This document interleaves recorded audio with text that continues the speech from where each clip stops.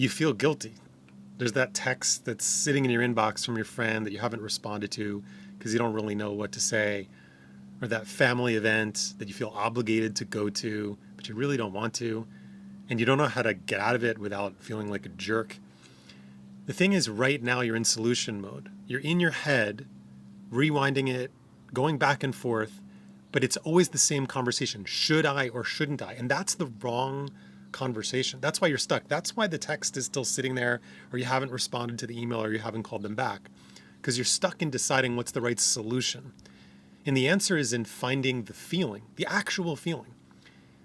And what that looks like is the same, no matter what the situation is. I'll give you an example.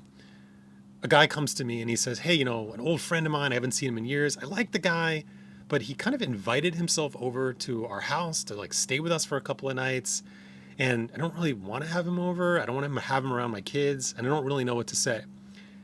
And so I asked him, I said, well, what are you going to do? And every answer that he gave me was, well, if I say yes, maybe this, or if I say no. And I was like, no, put all of those things aside. What are you actually feeling about the situation?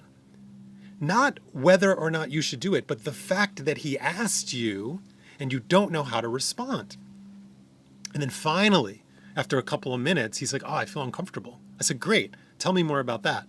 And he said, oh, I feel like it puts me in a tough spot because I like the guy. I mean, I know him from when we were kids, but that's kind of a weird thing to ask, and I don't really feel comfortable, and I don't really know how to respond. And I said, great, say that.